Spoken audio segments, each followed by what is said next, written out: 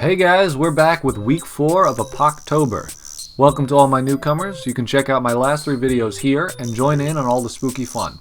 The lore readings for this week are pretty lengthy, so I'm not going to waste any more time here. Let's dive right into the good stuff. Enjoy.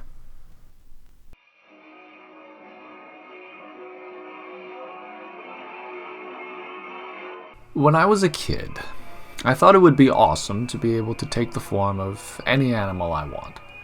I could turn into a falcon and fly high up into the sky, away from all of my troubles, and then swoop down and peck Tyler Tooler's eyes out.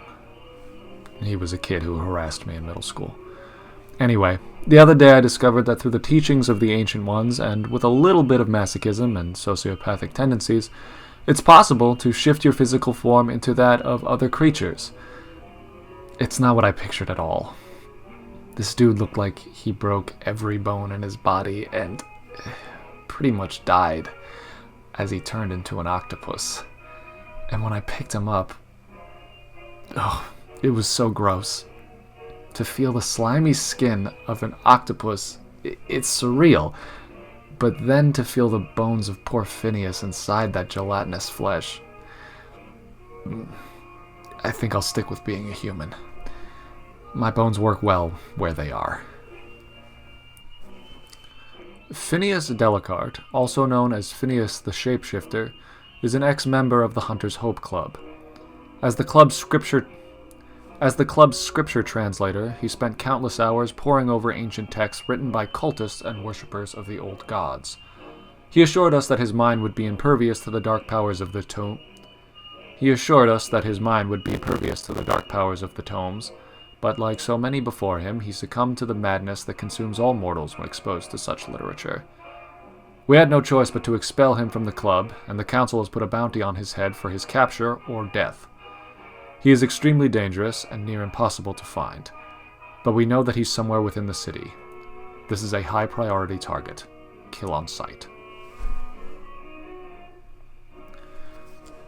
So, I made this prompt list. These were all ideas that I came up with, and yet I didn't have the foresight to save all of these skeleton designs that I've already done for day 18. And I kind of painted myself into a corner with this prompt because I didn't want to get repetitive with any of my designs. I started thinking about bones and maybe other skeletons other than human skeletons that I could use instead. And then I was like, okay, I haven't done nearly enough octopi for a Lovecraftian prompt list. And so I started thinking about what an octopus would look like if it had bones. And then I thought about what a human skeleton would look like if it was inside of an octopus body, as the anatomy of the octopus. And the idea kind of evolved from there.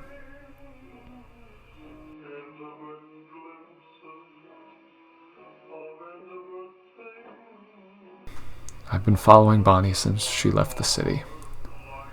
The Hunter's Hope Club knows something about her that they're not telling me, and I overheard some of the higher-ranked hunters discussing plans to capture her. I thought I would have caught up to her by now. She left something in my journal before she left. It's been days and I still haven't found any sign of her. I know I shouldn't care. I know I have other things that I should worry about. My daughter is home right now, alone with Mom. I haven't seen her in 4 days. But I can't give up on Bonnie. She needs me, and I can help her. I'll figure out some way. I know I can. She scribbled out some map in my journal, and some words. The destination of the lost. Yeah, that should be easy to find. I wish there was a way I could tell you where I've gone. Maybe when you've grown you'll understand. Or maybe No, I don't think I'll be coming back.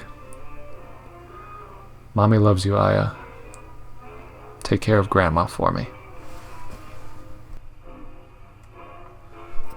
Celeste has left the club. She's left the city. We know where she's gone, but she has no hope of reaching it alone. Why she cares so much for that urchin she brought in off the streets is of little concern to us. And if she has prioritized her safety over the greater interest of our organization, then she has made an enemy with the club, and has become our #1 target. Her mother Juno and her daughter Aya are both in the custody of the club now. She'll come back. She has to. If she doesn't, not only does she risk losing her family, she will lose all semblance of her humanity. No mortal who has ever traveled to the destination of the lost has ever returned. Not as they were. At this point in the month, I wanted to get a little bit more intense with the story part of these prompts. I thought that designing a rough landscape would help elevate the level of immersion that I'm creating. And forest was kind of the perfect prompt for that. Of course, this is all very rough, both the story and the designs, and they're kind of more of like jumping off points that I'll use to shape this world in more detail later on. Designing this forest was a lot of fun, though. I almost never do landscapes, and this was a nice little push to help me think more about space and perspective.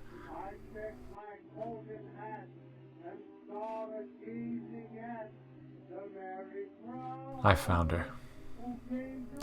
After days of searching, I found her. I wish that I could.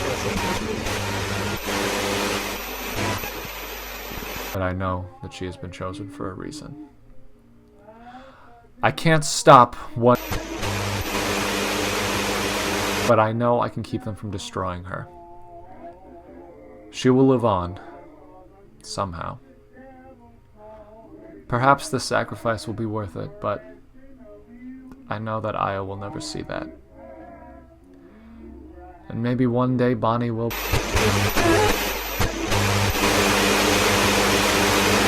But for now, her gift will be her undoing. As for me, well, I think I've always known that this was my destiny. It's been a rough few weeks. I could use a rest. The Star Painter is believed to be the progenitor of the universe and all physical matter. As such, it carries the responsibilities of protector of our plane of existence. We believe that some time ago the Star Painter was obliterated in its true form and diminished to a state of physical insignificance. The remnant of this ancient god was discovered by the founder of the Hunter's Hope Club. It was only recently learned that the Eye could take on a mortal host, allowing the Star Painter to once again regain control over our universe. We now know that it has discovered a suitable host, and has been attempting to bond with them. The process will surely be catastrophic. We only hope that we can be there when it happens, and retain our grasp of the mind of the mortal who will hold the fate of reality in their hands. Patterns are another thing that I don't do a lot, but designing something that's less of a character and more of an emblem was a nice change of pace for me. It was kind of meditative. You got all those circles and lines, and you kind of lose yourself in the line work. But in all honesty, I much prefer drawing scales and claws and bones and wings than, what is essentially a logo design. Which is not a bad thing, it's just not what I enjoy drawing. Also, I realized after I drew, when I designed Bonnie actually, weeks ago, that the eye, it, not intentionally, but it looked like the Sharingan from Naruto. So I might have to change something there.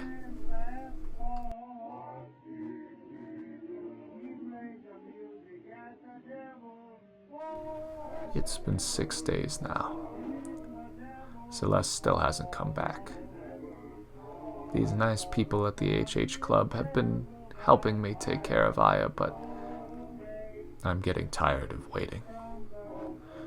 She told me when she left that she didn't need me anymore. That my paranoia had gotten the best of me and that I was a bad influence on her daughter. Huh. This is the thanks I get for raising her as a single mother. Maybe the people at the club were right. Maybe she isn't coming back. They told me that she didn't care about me anymore, or her daughter. Could this be the truth? No, I'm done waiting. I'm done forgiving. Wherever my daughter is now, She's dead to me. And I have a chance to do it again, and do it right. Aya is my daughter now. Aya is my new Celeste. As we suspected, neither Celeste or Bonnie returned from the destination of the lost. If Bonnie truly was the host chosen by the Eye, we'll never know. The hunters we sent after them were lost as well, and for now, we're back to square one. Celeste's mother Juno and her daughter Aya suspect nothing, but we have begun to convince them that Celeste's disappearance was of her own accord, and she should not be pursued. Aya is young enough to remember none of this, but Juno has been stubborn. Our traditional methods of hypnosis are not yielding the desired results, but we've begun to convince her that Celeste never even existed. These new memories may manifest in interesting ways. We will need to keep them in our facilities until we can better understand how she will remember this whole ordeal. There have been a lot of consistent compositional elements that I have maintained in all of these pieces so far this month. The circle in the back, you got the monochromatic grayscale, the frame, and then the text, like the little title underneath each design. Because I wanted this piece to be like this climactic conclusion to the little mini arc that I was creating in the story, I broke some of those conventions. And to be honest, I probably could have gone a little bit more crazy with it. But this concept and the moment in the story will be explored a whole lot more as I continue to develop the world.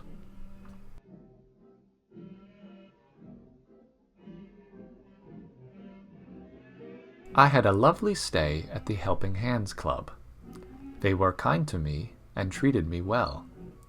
After my treacherous and deceitful daughters scorned and left me, they were there to help me with Aya, with Celeste. They were good to me. They were good to me. They were good to me. They helped me. They helped Aya. Aya helped Celeste. They found me a comfortable living arrangement that will keep me safe. It will keep Aya. It will keep Celeste safe. It will keep Celeste safe. Celeste will stay with me, and stay away from that house. She will forget her mother, as I have. She will forget Celeste. She will forget.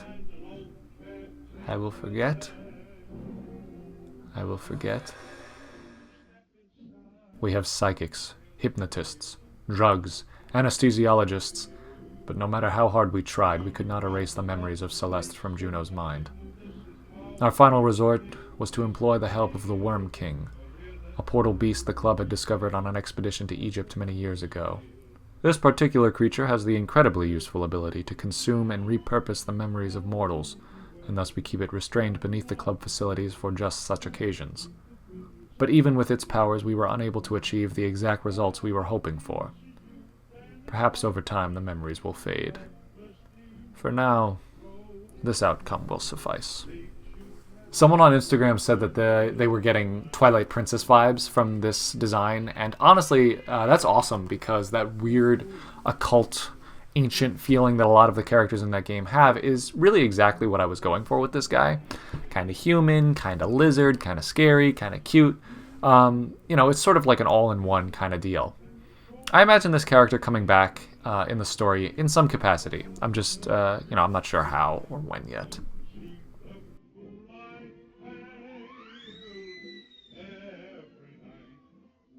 Mortals have such a binary perspective of existence.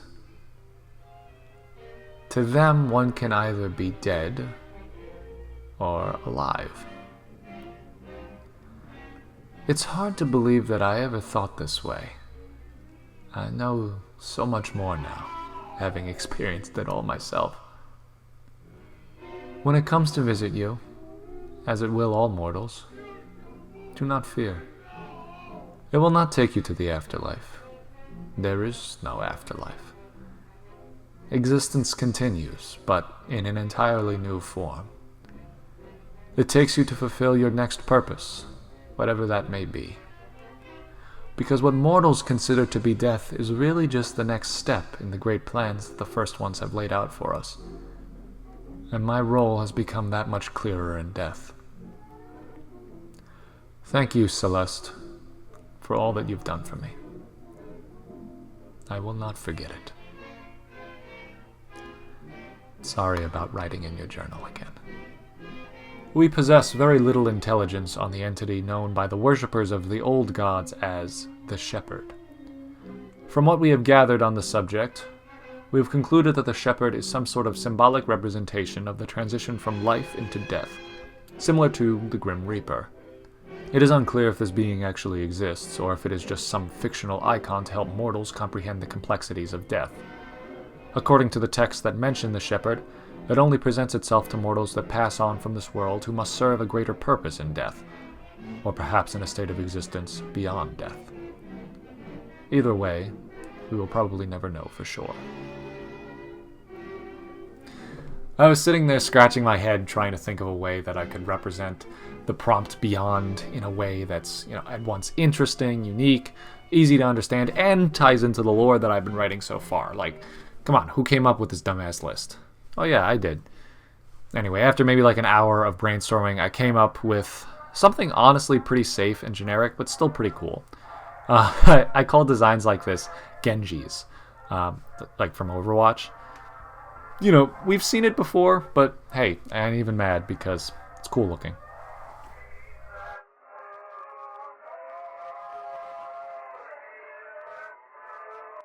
My name is Celeste Aya Mason. I was born March 28th, 1899, and today I turned 23 years old. So that's 23 birthdays that I will be spending in this tiny apartment with no one but my grandma and her ancient cat. I know I should be grateful. There are others out there that are far less fortunate than myself. I have a family, kind of, a home, technically, and a good job. Okay, no. Who am I trying to fool? My job sucks. This home is a basement that smells like cat piss, and my family won't let me walk outside without a 15-minute lecture about coming home safe. She's my grandma, and I love her. But that old crone has an enormous mansion that she inherited over 50 years ago from some rich brown professor, and she's too afraid to open the damn place up. It's been sitting there, abandoned, for decades. All the while, we're stuck in this cave trying to keep warm and fighting off house centipedes that I swear are far bigger than any bug should ever be.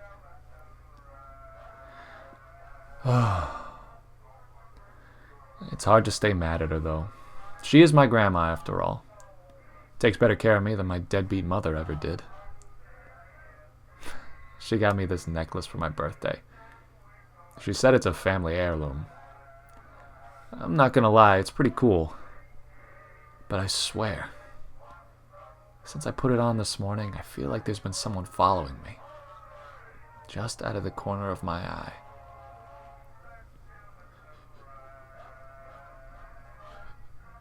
August 31st, 1901.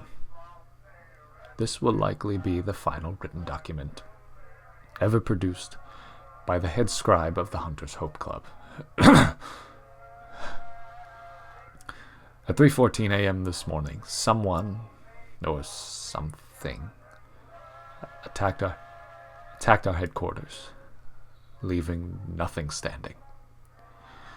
Our best hunters were killed in the chaos, and the council members were slaughtered and burned in their chambers. I survived the attack, but only barely. I've managed to preserve most of my work, and the tireless work of the scribes before me. And there's little more I can do. Whatever it was that attacked us, it took something with it. Mason's amulet. The key to the deep dark. What disastrous fortune does this spell out for all of mankind? For the future of our universe? I will not live to see it. Transitioning from the journal of Mama Celeste to Baby Celeste was kind of the main goal of this piece. and gold gave me an opportunity to design Celeste's amulet with a little bit more thought and care. But I'm not going to talk too much more about this one, though, because I like where I have the lore right now, and I don't really want to spoil anything else. And with that, we have come to the end of week 4. Let me know what you guys think. How do you like the story so far? Which design was your favorite? Let me know down in the comments. And of course, let's take a look at some of the awesome Apoctober designs that my fans have done this week. You guys are absolutely killing it. It makes me so happy to see all of this artwork based off of my prompts. You guys have no idea. I love you all, and I will see you in the next video. Peace.